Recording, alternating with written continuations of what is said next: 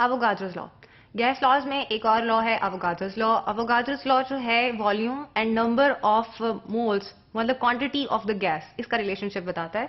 और इसकी स्टेटमेंट अगर डिस्कस करें that would be that it is equal volume of the all ideal gases at the same temperature and pressure contain equal number of volume. मतलब standard temperature and pressure हमारे पास isothermal and isobarometric conditions हैं। We are not changing temperature, we are not changing pressure. तो हम कहते हैं कि एक given quantity of all the ideal gases same है, उनमें नंबर ऑफ मोल्स सेम होते हैं, नंबर ऑफ मॉलिक्यूल्स सेम होते हैं। हम कहते हैं कि 1 मोल से हम डिस्कस कर रहे हैं। तो एवोगाड्रोस नंबर जब हमने पढ़े थे तो हमने उसमें डिस्कस किया था कि 1 मोल जो किसी भी मादा है, कोई भी मैटर है, उसके 1 मोल में जो नंबर ऑफ पार्टिकल्स होते हैं वो सेम होते हैं और उसको एवोगाड्रोस नंबर कहा जाता है। That is 6.02 × 10⁻23। तो वो सेम क्वांटिटी है, सेम चीज हम कर रहे हैं, लेकिन इंटरप्रिटेशन आप डिफरेंट तरीके से कर रहे हैं यहाँ पर।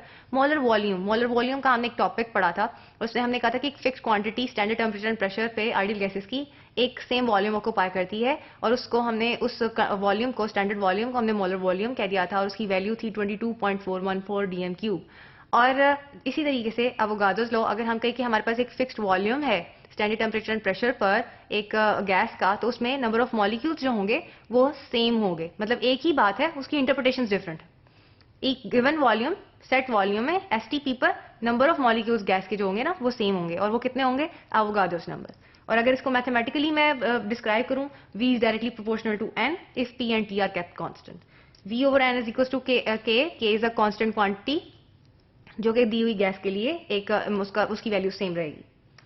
अब यहाँ पे एक जो है ना, हमने एनालॉजी ली है कि जब गैस आप ब्लो करते हो हवा को बलून में, तो ऑफ कोर्स ये इन्फ्लेट करता है, और अगर आप इसको छोड़ दो तो डिफ्लेट कर जाता है। लेकिन आप कितनी, मतलब यू आर पुशिंग, आप गैस की क्वांटिटी उसमें मजीद डालते जाओ, उसका वॉल्यूम एक्सपैंड करता जाता है, इंक्रीजिंग द अमाउंट। कितनी आप गैस की डाल रहे थे उससे एक्सपैंड करा था बलून का वॉल्यूम। ये क्लियरली हमें बताता है कि एवोगाड्रोस लॉ की हमें एक एक्सपेरिमेंटल वेरिफिकेशन ही है।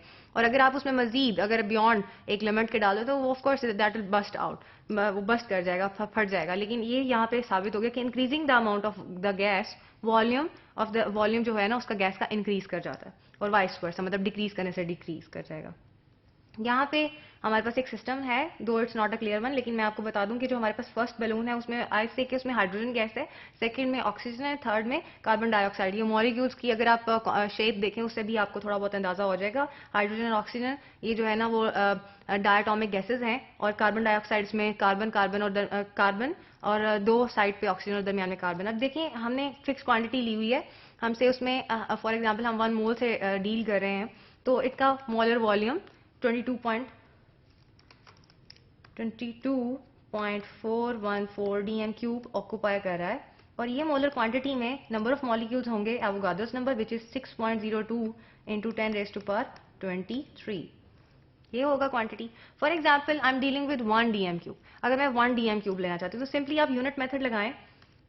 1 dm³ में वैल्यू निकालने के लिए 6.02 Avogadro's number will be divided by molar volume which is 22.414 dm³, और आपके पास जो क्वांटिटी आएगी whatever the quantity is that says कि मतलब वो जो नंबर्स हैं वो आपके पास 1 dm³ में नंबर ऑफ मॉलिक्यूल्स आ जाएंगे।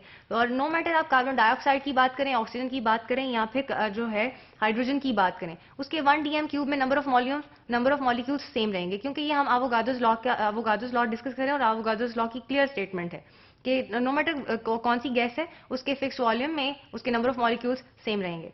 एक्चुअली गैस के अंदर जो मॉलिक्यूल्स हैं वो बहुत ज्यादा डिस्टेंट अपार्ट होते हैं, बहुत ज्यादा 300 टाइम्स जो है ना वो एक दूसरे से दूर होते हैं। तो उसका जो मॉलिक्यूल है, अगर देखें कि carbon dioxide is heavier, hydrogen is बहुत जो है ना लाइटर गैस है, लेकिन उन दोनों की नो मैटर उनका वेट, उनका मास कितना है, लेकिन उनकी जो क्वांटिटी है वो अफेक्ट करती है वॉल्यूम को। Not the heavier gas is going to occupy the more volume. यहाँ पे वो बहुत डिस्टेंट है और एक दूसरे को इन्फ्लुएंस इतना ज्यादा नहीं करते, बस जो मैटर करता है दैट इज कि कितने नंबर ऑफ मॉलिक्यूल्स हैं इन गिवन क्वांटिटी। और वो सब के लिए हम कहते हैं कि आइडियल गैसेस का जो क्राइटेरिया उसमें गिवन क्वांटिटी में at STP standard temperature and pressure, number of molecules of all the gases remains the same. That is the statement of Avogadro's law.